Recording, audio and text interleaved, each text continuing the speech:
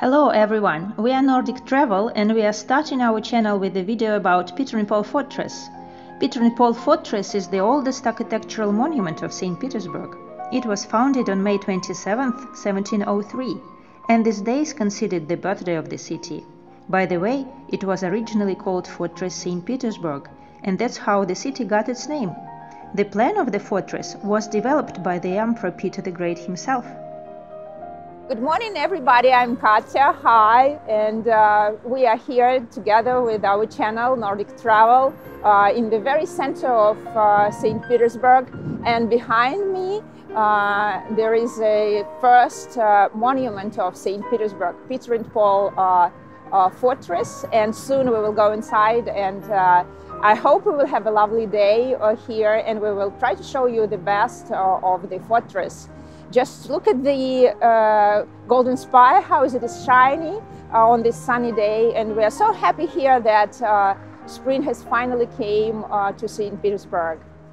So in front of you and in front of me, of course, there is a beautiful panorama of the Neva River. So over there, the green building, it's a Kunstkamera museum, the first museum in Russia, the rostral columns. The wonderful palace embankment, the dome of the St. Isaac Cathedral, the dome of the Cathedral of Saviour on the Blood, the Neva River again, and the Trinity Bridge, which is full of cars, and the lovely days in front of us. Let's go inside the fortress and try to enjoy this day. The Peter&Paul Fortress is located on one of the islands of the Neva Delta. The island's area is 28 hectares, and almost all of its territory is occupied by a fortress. The outlines of the fortress are a matter of military strategy. Founding the fortress, Peter the Great intentionally chose a relatively small island and used every foot of its territory so that the Swedes who threatened Russia had nowhere to land. By the way, the Peter&Paul Fortress is the first bastion-type fortress in Russia, which means that it was built without fortress towers for all-around fire of enemy ships. Lots of legends, mysteries, and just interesting facts are connected with the Peter&Paul Fortress. For example, the fortress is perfect from a military point of view, as it was built on the basis of the most advanced achievements of engineering fortification, and could serve as a model for the study of engineering military science. High bastion walls, 12 meters, which is equivalent to 39 feet, with a depth of 3 to 8 meters, 9 to 26 feet, with lancet gun points were almost impregnable, and each of 6 bastions had 60 guns. But in practice, no one has ever checked its military characteristics. The fortress did not see any battle, although the garrison has been in the full alert for more than 200 years. So let's go inside and enjoy. So guys, we are standing on the Yanovsky Bridge, or John's Bridge, and this is the first bridge which connected the fortress with the city. So we are quite close to the gates of the fortress. Let's go inside.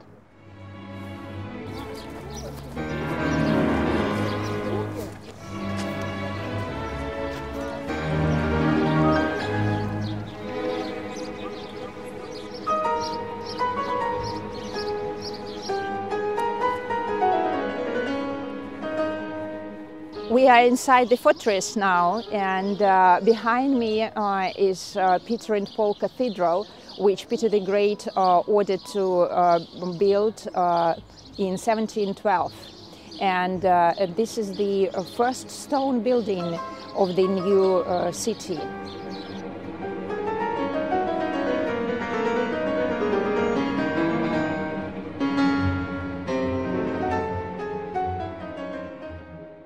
Peter&Paul Cathedral is the highest building in the city center, and its golden spire with a flying angel on top of it is a symbol of St. Petersburg. Peter&Paul Cathedral is the highest building in the city center, a monument to the glory of the Russian Army and Navy. A golden silhouette of its spire with a flying angel is a city symbol and one of the most famous views of St. Petersburg. An Italian architect, Domenico Trezzini, was in charge of the construction, which started in 1712 and lasted for 20 years. From the very beginning, Peter the Great's strong intention was to make the main cathedral of his new capital higher than the bell tower of Ivan the Great in the Moscow Kremlin, which was at the time the highest building in the country. The Tsar was pleased. The height of the spire in 1720 was 112 meters, 32 meters higher than the bell tower of Ivan the Great in Moscow. However, the famous spire, crowned with the figure of a soaring angel with a cross, crowned the temple only after the death of Peter the Great in 1725. Today, the total height of the cathedral, together with the spire and the angel, is 122.5 meters. The exterior of the cathedral, as you may see, is quite modest, but inside is very luxurious and very beautiful. So let's go inside. The unique carved iconostasis was made of wood and then gilded. 40 very skilled Moscow woodcarvers were doing it during 5 years. The cathedral is illuminated by 5 chandeliers made of crystal and gilded bronze. The abundance of gilding creates a special solemn atmosphere inside.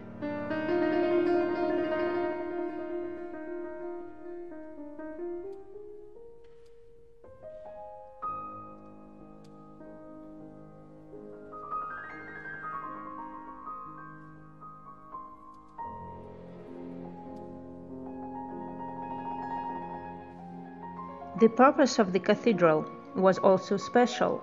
The ordinary church services were not held here, and unfortunately nobody was baptized or married here. It was used for the funeral services for members of the imperial family only, and the commandants of the Peter&Paul fortress. Peter the Great was the first emperor to be buried here, and since then the cathedral became the pantheon of the Romanov dynasty. Prince Alexei, son of Peter the Great, was buried here in 1718, and 7 years after, in 1725, Peter the Great was buried here also. Until the revolution in 1917, all the monarchs of the Romanov dynasty also found their last home here. Most of the tombstones of the Romanov family members are made of white Italian marble, except 2. These 2 tombstones, made of huge monoliths of semi-precious stones, rhodonite and Altai jasper, belong to Alexander II, the Tsar liberator, who was assassinated by terrorists on March 1, 1881, and his wife, Empress Maria Alexandrovna. The remains of the last Russian Emperor Nicholas II and his family were also buried here in the Chapel of St. Catherine in 1998 after a genetic screening. In our next video, we will show you more about the fortress, including several very funny moments. Please have a look and subscribe to our channel. Thank you and see you soon!